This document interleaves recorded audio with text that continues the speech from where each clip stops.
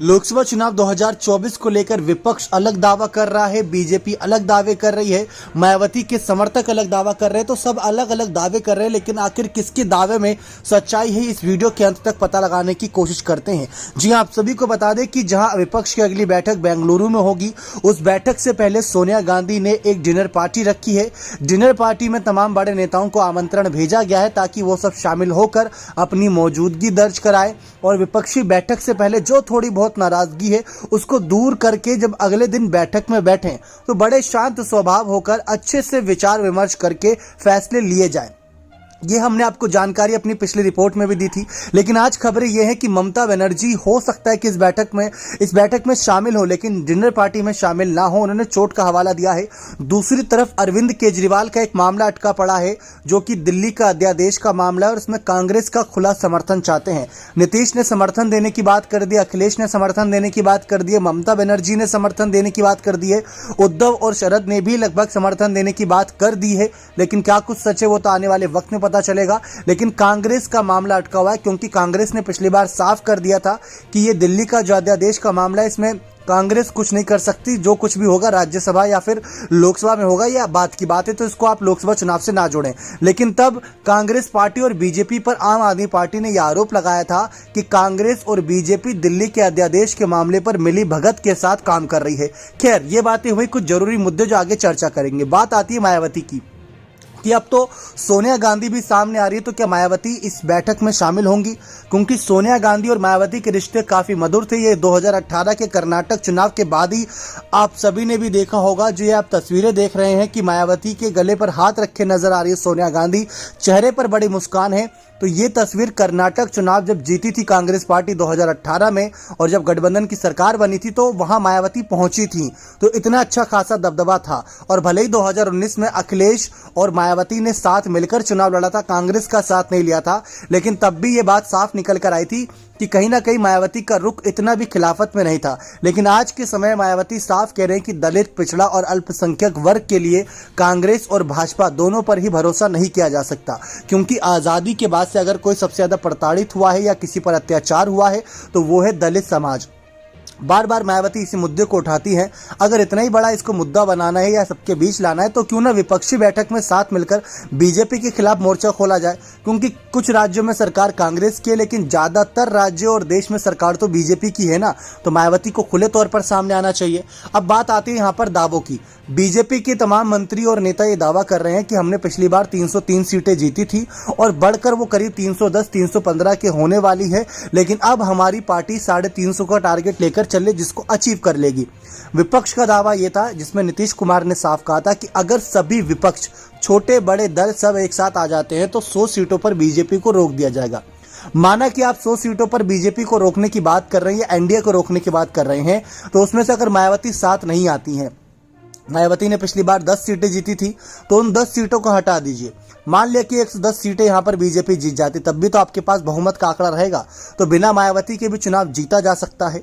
अब बात आती है कि मायावती क्यों जोड़ रही है। जैसे कि आप जानते हैं कि मायावती का उत्तर प्रदेश में जनाधार खत्म हो चुका है लगभग, क्योंकि दलित, अल्पसंख्यक, मुस्लिम जो वोट बैंक है, उनका जो एमडी वोट बैंक रहता था, मुस्लिम और दलित खासकर, वो अब समाजवादी पार्टी और बीजेपी की तरफ भी झुकाव दिखा रहा है। और चंद्रशेखर आजाद भी उत्तर प्रदेश की सियासत में आ चुके हैं, तो काफी कुछ बदलने वाला है।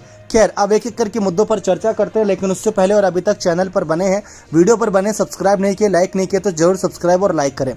अब बात आती है असल मुद्दे की। जैसा कि आप देखते आ रहे हैं लगातार यहाँ पर सोनिया गांधी, राहुल गांधी और तमाम गांधी परिवार के बड़े चेहरों पर सबकी नजर रहेंगी, क्योंकि राहुल गांधी ने अपनी सांसद सदस्यता बहाल के लिए सुप्रीम कोर्ट का दरवाजा खटखटाया है। राहुल गांधी की सांसद सदस्यता बहाल के लिए और उनके लिए गए फैसले पर केजरीवाल तक ने उनका समर्थन किया था। लेकिन दिल्ली के अध्यादेश की बात आई है तो सोनिया गांधी डिनर पार्टी में ही कुछ ये बातें हल करना चाहती हैं कि क्या दिल्ली के अध्यादेश के मामले पर केजरीवाल का साथ दिया जाए या नहीं दिया जाए। क्योंकि इस बार जो ओपिनियन पोल और सर्वे दावा कर रहे हैं, उसमें ये दावा है कि कम से कम 8 से 10 सीटें आम आदमी पार्टी भी इस बार लोकसभा चुनाव में जीत सकती है और उनका वोट परसेंटेज बढ़ सकता है। तो कांग्रेस इसको नहीं छोड़ना चाहती और नीतीश कुमार भी ये भली भांति जानते हैं। इसी वजह से नीतीश कुमार पहले भी केजरीवाल के साथ कई बैठकें कर चुके हैं और नीतीश कुमार भी ये खुद चाहते थे कि कांग्रेस और केजरीवाल एक साथ आ जाए। लालू यादव ने भी अपनी पिछली जो विपक्षी बैठक थी उसमें आपने देखा ही होगा कि सभी को साथ लाने की पुरजोर कोशिश की, लेकिन केजरीवाल पहले ही जा चुके थे। तो इस बार वैसा ना हो, इस बात का खास ध्यान रखा जाएगा। बेंगलुरु की बड़ी बैठक में इस बात को लेकर भी विचार विमर्श होगा कि क्या यूपीए के गठबंधन के नाम से ही चुनाव यहां पर लड़ा जाए या कोई और गठबंधन का नाम दिया जाए। दूसरा ये होगा सीटों का बंटवारा। जैसा कि केजरीवाल की आम आदमी पार्टी ने यह कहा था कि अगर हम कांग्रेस के साथ मिलकर चुनाव लड़ेंगे तो कांग्रेस दिल्ली और पंजाब में अपने प्रत्याशी नहीं उतारेगी और आम आदमी पार्टी मध्य प्रदेश और राजस्थान में अपनी प्रत्याशी नहीं उतारेगी। अगर ये शर्त मंजूर है तो हम चुनाव लड़ने के लिए साथ में तैयार हैं। और ऐसे ही कई और राज्य हैं, जैसे पश्चिम बंगाल हो गया, तमिलनाडु हो गया जहां से ममता बनर्जी और स्टालिन आते हैं, बिहार हो गया जहां से नीतीश कुमार आते हैं, साथ ही साथ महाराष्ट्र हो गया जहां से शरद और उद्धव आते हैं। वैसे वहां पर कांग्रेस का भी जनाधार है। और ठीक वैसे उत्तर प्रदेश हो गया जहां से अखिलेश यादव आते हैं। तो ऐसे 6 से 7 ऐसे बड़े बड़े राज्य हैं जहां पर ज्यादा सीटें। उत्तर प्रदेश में 80 सीटें, बिहार में 40 सीटें, पश्चिम बंगाल में 42 सीटें, महाराष्ट्र में 48 सीटें। यही अगर मिला दिया जाए तो कुल मिलाकर 200 के प्लस आंकड़ा चला जाता है।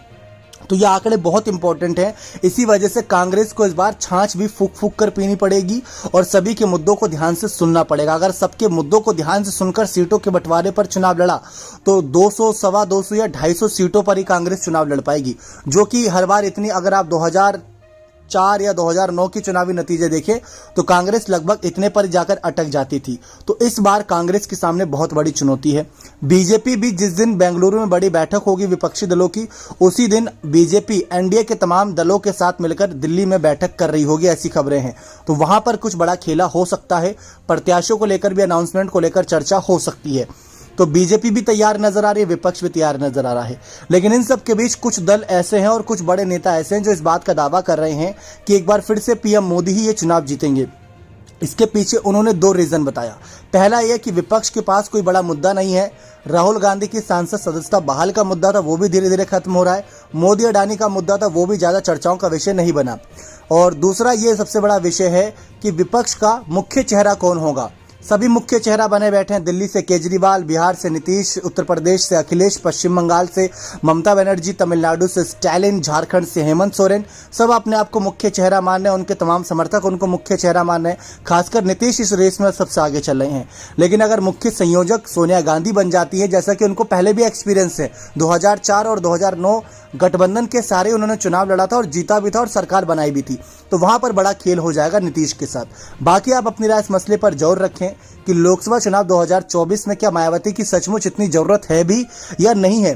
अब विपक्षी दल की बैठक से पहले मायावती को तो बड़ा झटका लगने ही वाला है, लेकिन बीजेपी के लिए भी बहुत बड़ा झटका होगा, क्योंकि कांग्रेस और तमाम जो क्षेत्रीय पार्टियां हैं वो अखिलेश को मजबूती देंगी। इससे मायावती की ताकत थोड़ी और घटेगी। लेकिन अगर मायावती कांग्रेस के साथ आना चाहती हैं तो स्वागत शायद उनका इस बार हो, क्योंकि सोनिया गांधी इस बार थोड़ा फ्रंट से लीड करती नजर आएंगी। सोनिया, लालू, नीतीश जैसे बड़े एक्सपीरियंस नेता अगर कुछ फैसले लेंगे तो देखते हैं उसका क्या निष्कर्ष निकलता है। क्या आपको लगता है ये दिग्गज नेता पीएम मोदी की जीत का सिलसिला रोक पाएंगे या नहीं? अपने कमेंट सेक्शन में जोड़ दीजिएगा। बहुत बहुत धन्यवाद।